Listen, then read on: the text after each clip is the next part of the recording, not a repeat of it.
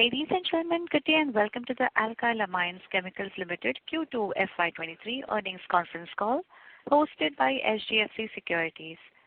As a reminder, all participant lines will be in the listen-only mode, and there will be an opportunity for you to ask questions after the presentation concludes. Should you need assistance during the conference call, please signal an operator by pressing star and 0 on your touchtone phone. Please note that this conference is being recorded. I now hand the conference over to Mr. Nilesh Ghuge from SGFC Securities. Thank you, and over to you, sir. Thank you, Tanvi. Good afternoon, all. On behalf of SGFC Securities, I welcome everyone to this Alkyl Amine conference call to discuss the results for the quarter ended September 2022. It is pleasure of having with us top management team from Alkyl Amine, represented by Mr. Yogesh Kothari, Chairman and Managing Director, Mr. Kirat Patel, Executive Director, Mr. Chintamani, General Manager Legal and Company Secretary, Mr. K.P. Rajgopalan, Corporate Advisor, and Ms. Kanchan Shinde, Chief Financial Officer. Without further ado, I will now hand over the floor to the management for making the opening comments. Over to you, sir. Thank you, Nilesh, and thank you to the investors listening. I just want to start the talk by saying that last few quarters were very challenging, and we hope that things will be better now.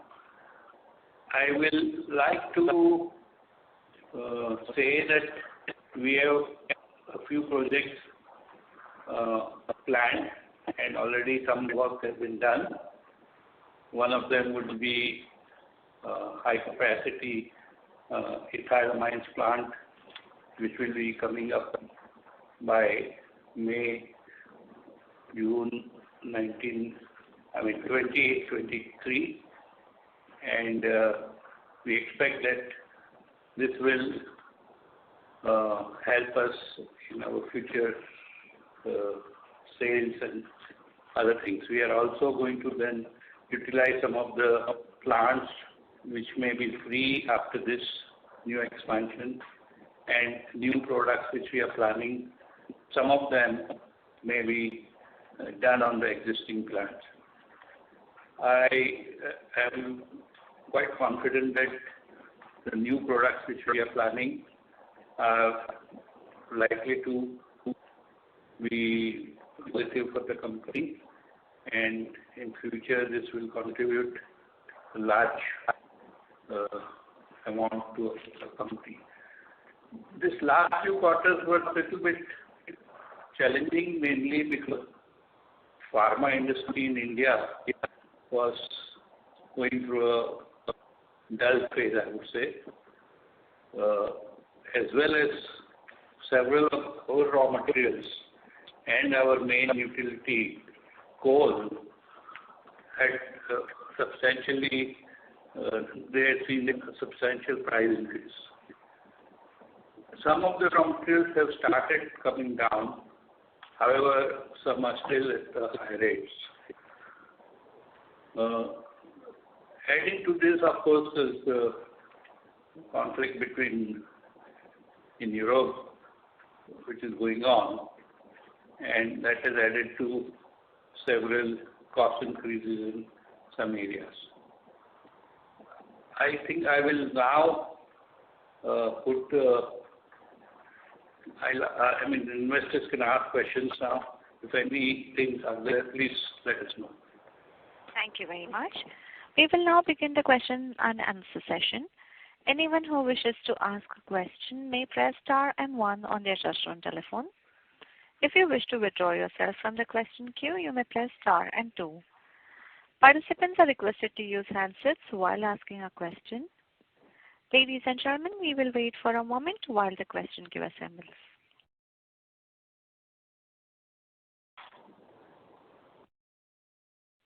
The first question is from the line of Nirav Chimodia from Anvil Research. Please go ahead. Yeah, good afternoon, team. So I have 2-3 questions to ask. First, on your opening remarks, you mentioned that the new products could substantially increase our turnover going forward, and for which we may be planning to put up around 25 to 30,000 tons of capacity. So if you can just elaborate on in terms of the opportunity size of the number of products which we are planning to put up, and are these import substitute products or are they meant for the export market? Well, let me say that this new capacity which we'll be adding would be for some new products which would be largely import substitution, and these are developed within our R&D, and they are at a stage where they will be commercialized in the next few months as well as maybe in a year's time. Some of them are derivatives of the amines, but mainly most of them are new products. Okay. And our current expansion which is going on will be on ethyl amines. That will be finished by May, June next year. Correct. So, sir, in terms of the opportunity size, in terms of the sales potential of each of these products, not today, but whenever they would be fully utilized, how much could be the sales potential of the products which we are going to introduce from the expansion what we have announced very recently? Nilesh, this is Kirat Patel. The sales potential and full capacity of these products, of course, the market opportunity is much bigger, but what depends as our market share, say 3-4 years down the line when full usage of our assets is being made, would be between 600 to 800 crores on the top line. Correct. And are these products similar to our existing user profiles in terms of pharma, agro, or these products are developed for some newer user industries? Largely, it's the market is the same as pharma, this thing. But there are a range. It's a range of products, so there are different users for different, but the same industries which we now supply. Correct. Sir, my second question is in past of one of our annual reports, previous some 13-14 years back. So when I was going and reading them, one of the key issues which we were facing earlier was the power cost. Of course, it was internal to us, and then we gradually improved and reduced our per ton consumption also. So, currently, when in our board meetings and discussions, what do you feel, Palab? Do you feel that are there any such other costs where there is a scope for improvement, or some of the key intermediates which currently we are buying from the outside world and could be added through process innovation in our product portfolio, which could help us to improve the margins further? So, which again could be internal to us in terms of cost efficiency as well as including the intermediates to our finished products. What we are doing now is we are adding up solar capacity, which will be definitely a lot of saving in the electricity costs. Okay. Our coal requirement is mainly for generation of steam, which is one of our main inputs. Okay. So that is something which we are not able to cut down. We have to use the high temperature in the boilers to use turbine to make more power. Okay. In that way, that will also contribute to our bringing down the cost of power. Correct. But sir, are we adding any or thinking of putting up some of the key intermediates which currently we may be not producing or buying from the outside world, which could help us in improving our process side innovation? Because product side you mentioned, we have been already introducing the products, which are some of them are import substitutes. So that would be taken care of. But are we also planning to put up some of the intermediate lines along with this, something of that sort, and understanding from that point of view? I tell you, the raw materials that we use are mainly various ammonia and similar types of products. Now, these are produced in large plants, and we don't have intentions in going into these type of plants because that's not our expertise. Correct. And there are many plants all around the world from whom we can buy this. Ammonia, of course, is a separate thing because most of it is imported from abroad, and some is made for fertilizer industry in India. And actually, the ammonia prices have really hit us in quite a significant way. We only hope that this conflict in Europe gets over fast because that is to some extent driving the cost up. Got it, sir. Sir, and the last question to this is, do we still maintain our long-term volume growth of 15% CAGR for next 5-6 years, which we have been earlier indicating, or do we want to change that guidance based on the Q2 numbers or probably the outlook of the disruptions going on at the global levels? Yes, so as we last Concall, we had indicated that we look at a long-term listing of 10 to 15%, which we have more or less achieved in the last 10 years. However, this year I don't think we will be able to, we may be on the lower side of this estimate. And it looks a bit of a struggle given the environment right now. So, yes, it will definitely be a struggle for this year. But I think as things settle down, we can go back to that 10% to 15% growth rate in volume. Got it. Especially with new products coming in, and the old products also have an organic growth. Correct. And so this Europe, what you told about in your opening remarks, the disruption going on, Amines is predominantly produced in Europe also. So could that throw us an opportunity to get some additional volumes if the disruption sustains for a longer period of time? Could those volumes which are currently being produced by Europe come to us, and thereby we can capitalize on those volumes and fill up our capacities faster than expected? Do you sense those sort of opportunities? Well, we do not see too many opportunities like that, but there is always a possibility if the conflict drags on for more time. Correct. Okay, sir. Thanks for answering the questions in detail. I join back in the queue. Thank you.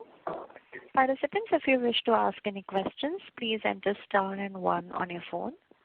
The next question is from the line of Pujan Shah from Congruence Advisors. Please go ahead. Hi, sir. Am I audible? Yes. Yeah.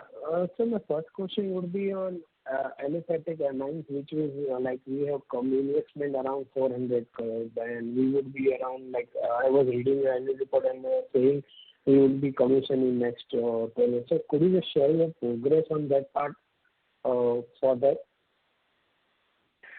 As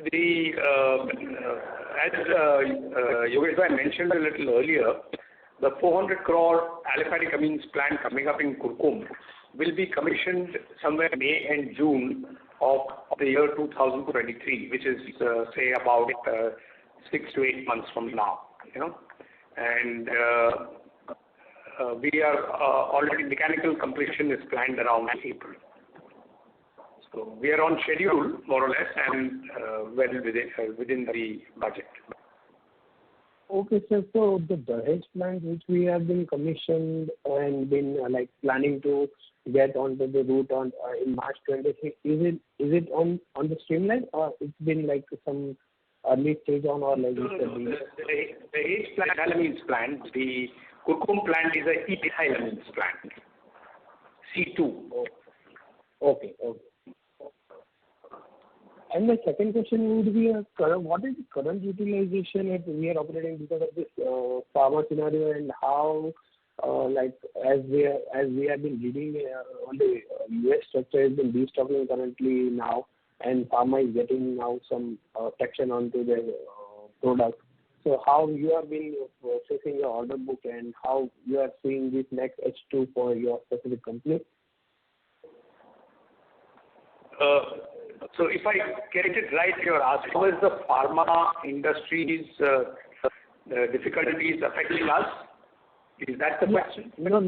My question would be, is the pharma industry is currently now being like the pain is behind us right now. So where we are reading in the pharma sector. So are we seeing a better traction for H2 compared to H1? And what are the scenarios probably which would increase? Like, is it for H2 or we have been eyeing for FY24 there? So yes, I got. You see, the pharma sector had three problems related to it. One was an inventory build-up, one was difficulties in export, and the other was a supply chain issue with China. Yes, they all are saying that slowly it is getting sorted out, and they hope to do better in the second half. And we are also hoping that they will in the second half, as they say. In which case, we are, of course, very positive about the outcome. But, there are always some unexpected things that happen. So we must put some kind of cautionary note on that. Hopefully, the pharma industry has sorted out its problem. Okay. And the exports and the supply chain issues may, recur. That's yeah. And what will be the current utilization as like the scenario is a bit of a sluggish? The current utilization of our plants? Yes. We have about 15 plants, and it's there are some working at full capacity and some at reduced capacity. But on the whole, I would say we would be about 70%. But we keep adding capacities because there are specific products and specific items which there is a shortage, and there's something else where we are having capacity with a demand situation. But yes, on the whole, overall, for the company, maybe between 70-80% capacity utilization. We do have headroom in most products. Okay. And sir, for the agrochemical, if you can share the industry view and your position in that part, how is the industry going on currently? Well, as far as agrochemical industry is in India, they appear to be doing quite well, largely because of the need within India as well as for the export markets.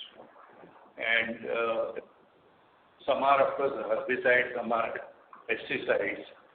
So depending on the product, some of the amines do go into that. Like for glyphosate, our isopropyl amine goes, which itself is quite a decent value.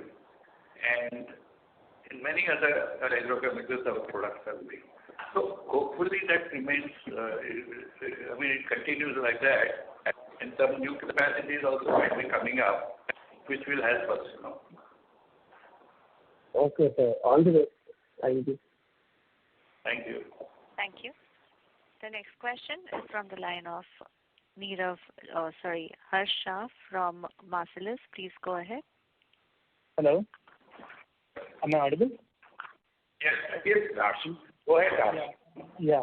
The question on the pharma side, so incrementally, quarter on quarter, we have seen quite a bit of decline in the top line. However, in the pharma side, the issues around export issues and supply chain issues, they have only improved in this quarter compared to Q1. So in that context, why are we seeing such a sharp decline in the top line? Top line decline is largely value driven, not volume driven. There's been a drop in prices because even some of the raw materials have stabilized and reduced, and partly, of course, competition.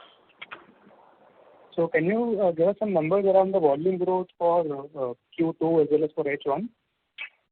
We don't specific volume, but volume has been more or less flat. We don't discuss exact numbers. Okay. And for H1 FY22, that is last year, are the numbers also higher because we are supplying for some COVID-related drugs which we are not supplying right now? See, what I was referring to volumes being under stress is quarter to quarter, while over the half compared to last year, as you are referring to, there is a growth, And in spite of the fact that there were some products which we were supplying for COVID-related medicines, which are no longer there, And the pharma industry is getting back to what you might call normal, But they have had inventories which they have to run down. Okay. So, could you be able to quantify volume growth in H1 year-on-year? No, we don't actually put in numbers. We just give you an indication of the growth. So, the growth H1 to comparable half years, there has been a growth. About 1/3 of the growth in the top line is volume and about 2 price. Okay. Yes. Thank you. Thank you. Participants, if you wish to ask any questions, please enter star and 1. The next question is from the line of Rajiv Rupani, individual investor. Please go ahead. Yeah, good afternoon, sir. I have a question. My first question is, apart from ethylamines, so you have said that you are adding new products on specialty chemicals and amine derivatives. So could you give us the names of the products, please? We do not disclose the new product names, but one of them would be one of them is likely to start sometime by end of this year. So, it's a new product. It's not made from any amine or anything. So this will be known only, it will be known in the market, start the production and start selling. Okay. And my next question is on ethylamine and methylamine. So what is our existing capacity of methylamine and how much are we adding? And how much is the capacity of ethylamine and how much are we adding with current expansion? Okay, this question we have answered about 6 months ago, but I'll repeat it. In ethylamines, we do have a capacity, dedicated capacity in curcuma of about 50 tons per day.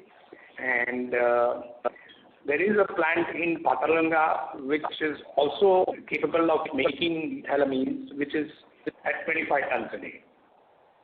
But that plant is a multi-purpose plant because it also makes methylamines. Because the Dahej plant in Dahej makes methylamines of about 150 tons a day.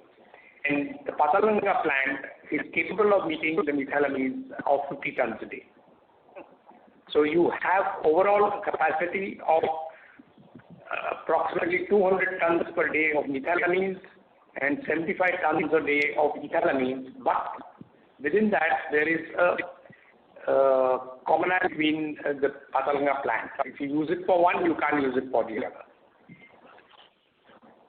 Have I answered the question? And how much are we adding now, ethylamine? We are adding ethylamines of 100 tons per day. So the cooking plant of 50 tons per day will become free for other products, where one of the new products is going to be made, after some modifications, of course. We will be adding a new methylamine plant after some time. Okay, got it. That was helpful. My other question was regarding DMF. Now our competitor is producing DMF. So do we have any plans of producing DMF? And tetrahydrofuran? In principle, we do have a plan. We will be making it also after some time. Sorry, sir, can you repeat? One of the projects which we have in mind, you may have seen our EC application, and this is one of the listed products where we have in mind. At some stage, perhaps we will get into making dimethyl formamide. Okay. There are on raw material and things like that, but we'll probably make it. Okay. And my last question was on ACN, acetonitrile. What is the current outlook on the prices of ACN, and what is the total capacity right now? As mentioned earlier, we have now 2 plants of acetonitrile. One in Kurkum, the plant which we had here, and recently last year we commissioned the plant in Dahej. The Kurkum plant is about 12,000 tons capacity, and the Dahej plant is about 16 to 18,000 tons capacity. So between the two, we have about anywhere between 28 to 30,000 tons capacity. Okay, and the outlook on prices? The prices have been reasonably steady. I mean, there was a little pressure about a quarter ago, but that seems to be easing off. Of course, it's not prices which prevailed a little earlier, a year and a half ago or something, but very easy. Okay, thank you. For the raw material, acetic acid has been a little stable and has come down to reasonable levels. Thank you. That's all my side. Thank you. The next question is from the line of Jaiveer Shekhawat from Ambit Capital. Please go ahead. Good afternoon, everyone. So firstly, the question on the capacity expansion that you're undertaking. Could you specify the overall domestic demand for the new products, the imports that are coming into the market, and if you would be the sole manufacturer in India for these products? Let's start with the first one, which we have already talked about, Amines plant, which is coming up.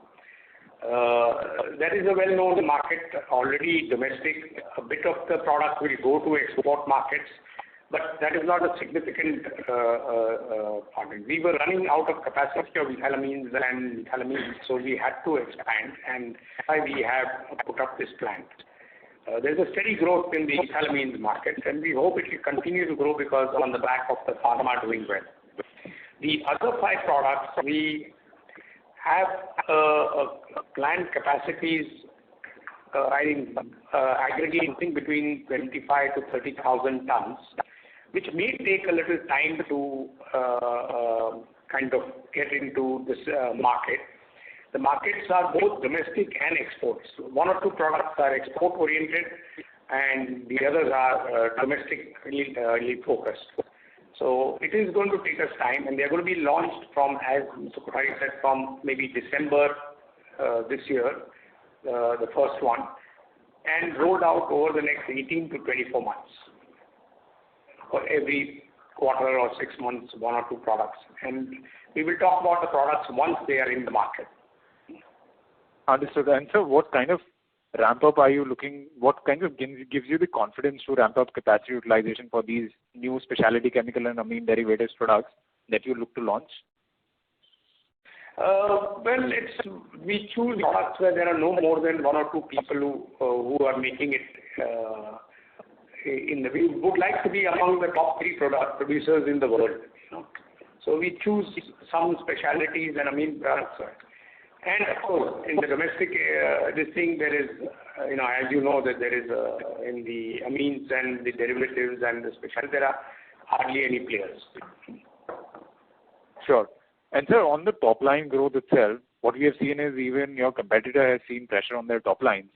So is it because of the competitor that we have to also pass on the benefit to the end users because we have seen the RM price correction? Yes, you have. You're right, because who decides the price? As we keep saying, the price is decided by the market, and the market is decided by the competition. So it's very rare that unless you're a monopoly, you will get the chance to decide this. So you're right, it's the competition which is deciding the price. Right, because sir, what I remember is even in, say, prior calls, what the management had guided for is that probably they may not look to pass on the entire benefit to the end users, given the RM brunt was not passed on to the end users. So is there a change that's happening over there? There is, as you can see, the capacities are there in the country. The market share has not grown as fast as expected in some of these products. So there are going to be pressures until the markets catch up. Sure. It always follows a kind of a wave function, Sometimes it gets very tight and sometimes it's, you have a long situation. Understood. Thanks a lot, sir. Thank you. The next question is from the line of Anurag Patil from Roha Asset Managers. Please go ahead. Thank you for the opportunity. Sir, in the second half, how do you see the margin trajectory panning out?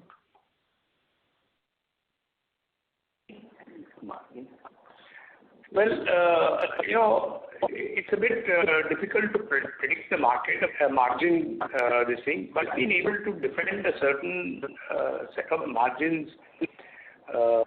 Of course, a couple of years ago, we had enjoyed a very wide increase in margins, and we are now back to normals. And I think the margins is something which we'll be able to probably defend because what we have in terms of raw materials and finished good prices are comparisons of the same consequence. So, and hopefully, sensibly, the market will settle to a reasonable price and cost equation.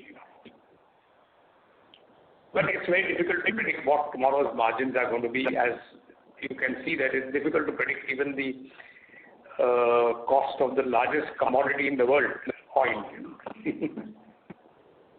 Yes, sir. Understood. Sir, second is just a clarification on this recently announced expansion. You mentioned revenue potential at 700 to 800 crore. Am I correct?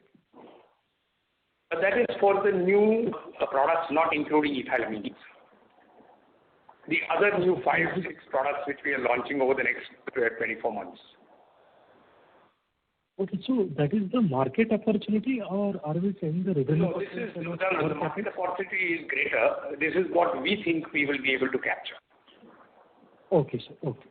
That's it from my side. Thank you very much. Thank you. The next question is from the line of Nirav Jimodia from Anvil Research. Please go ahead. Yeah, thanks for the follow-up, sir. So, if you can let us know, like in terms of how many new products we have introduced on the derivatives and the specialty side over the last 5 years through our product team, and if you can highlight, like in terms of its sales contribution, has those products contributing currently 4 to 5% of our sales? So, does some of the products what we have introduced over the last 5-6 years have now been contributing around 4 to 5% of our sales? So have those products matured to that level? Well, I don't have the exact numbers, but if I look at a slightly longer period, a 10-year period, those products which we have launched in that period definitely contributing both top line and bottom line quite a large amount. Of course, there has been the last 3-4 years we haven't launched too many new products. In fact, I can think of hardly any. But earlier than that we had launched. And going forward, these 5-6 products is likely to be adding maybe almost maybe 20-25% of our top line, significantly on the bottom line if markets hold up. Correct. So, sir, generally, when we introduce the products, what sort of payback periods we take into consideration? Because once we start introducing the products, then we try to capitalize, try to debottlenecking some of those products, and then those incremental volumes also start giving us those incremental turnovers. So, what generally we think of a payback period when we sort of introduced 4-5 products at once as a basket of products in the market? So, for a new product, the kind of expectations on the paybacks are a little higher because the risks are higher. Correct. Before we, spend money on it. But an existing product, obviously the paybacks tend to be longer because we know the market and the risks are less. So we are satisfied with a longer payback. But if you look at maybe a 10-year period of our company or even the last 5 years, you'll find that our return on capital employed is about between 20 and 25%. And that is something the minimum we expect. Got it, sir. Got it. So second question is on the acetonitrile. So if you can make us understand the market of acetonitrile in India and globally, what is it at currently? Well, the Indian market was in and around about 28 to 30,000 tons last year. It seems to have not grown. In fact, it may have had a small degrowth because the pharma industry has had a problem. The international market size, it's a bit of a guess because there's no data available fully, but we expect over 100,000 to 120,000 tons. Correct. Probably more than that, maybe 150,000. The special thing in acetonitrile is a lot of used material comes into India and people recycle it and use it. Even though most industries are not supposed to use, like the pharma industry and all, apparently some of them are using it, which is to some extent affecting tonnages. But it is something which is not going to stop. It will remain like that. So there is a lot of waste material available all around the world. Got it, sir. And sir, last on just a small clarification in terms of our mother plant of ethyl amines, which is going to get commissioned next year. How much time generally it takes for us to achieve the full utilization of this plant before we again go for some debottlenecking or some addition to the existing capacity of 33,000 tons? This is a little difficult question, because sometimes we go completely wrong. If you remember methylamines, which we commissioned in 2017-18, and we had not expected to debottleneck it for another 5 years because we had gone from 50 to 100 tons. Correct. But within 3 years, we had to debottleneck it from 100 to 150 tons per day. Correct. So, but that may be kind of an outlier. But normally, one would expect the first debottlenecking exercise to come up with about 5 years to 7 years from the time you put up the plant. Got it, sir. Got it. Thank you so much, sir, and all the best. Thank you. Thank you. Ladies and gentlemen, to ask a question, please enter star and 1. The next question is from the line of Pujan Shah from Congruence Advisors. Please go ahead. Thanks for the follow-up, sir. One of the question would be in our new product side. So, how is the competitive intensity landscape if we are focusing on specifically on the Indian demand of our new products? And are we seeing any intervening from the government in specific of import tariff for this product, and that could be a more margin advantage to our company? Sorry, you're saying how will we be competitive in the new products? Yeah. So competitive landscape for the new products. And the second is there any import tariff applicable for the new products, which could be a growth demand for consumption of domestic demand? Well, the first question about competition of as I mentioned earlier, when we do our shortlisting of new products, we try to see if there are not too many players in the field. And normally 2, 3, 4 people, especially in the specialty chemicals business, because it's a global thing. And therefore the competition is restricted because technologies are difficult. The other part about the import restrictions, no planning, or there are no such specific import restrictions which help us in the domestic market. We have to compete in the marketplace with all the normal tariffs. Okay. Sir, my second question would be, might be a very basic question, but I wanted to understand is what is the product is been like, why our products are so efficient that the competitive is limited to 1 or 2 such companies, like we have been restricted to duopoly or monopoly of the companies. Are these product has been morely a CapEx-driven product, or like it's been economies of scale where you have been profitable if you achieve a break-even minimum capacity utilization? So what makes this competition limited to each and every for this industry specific? No, I think the issue is that why are we going into these products? First of all, we do a significant amount of work on it to develop a product after finding out the feasibility of the product. Then we look at our manufacturing expertise in some of the processes which are there. And if it helps us to use the expertise which we have in some of the processes, we try to see that by producing this new chemicals in a new plant maybe, but that would help us because we already have some of the experience. Our R&D is very strong. We try to make sure that what we develop comes to a level which would be competitive all around the world. So the cost part of it, of course, we do study it, otherwise we don't go into it.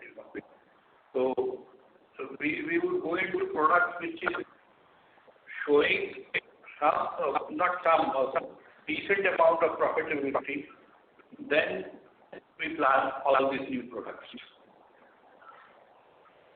Okay, sir. That is from me, sir. Thank you. Thank you.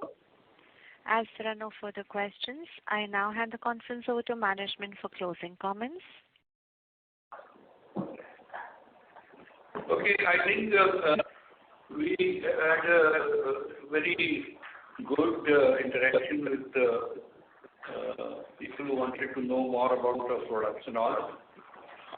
Very confident that the new products which we are getting into will be very successful, and our company will do better in future. We had some issues because of the market conditions as well as the raw material costs being so high, but hopefully gradually problems will also peter. We hope that the pharma industry in India has a better positive upturn, both from their local sector as well as from their exports. Well, I think I want to thank everybody who has been listening to this, and I think that should be okay. Thank you. Thank you, everybody. Thank you. On behalf of HDFC Securities, that concludes this conference. Thank you for joining us, and you may now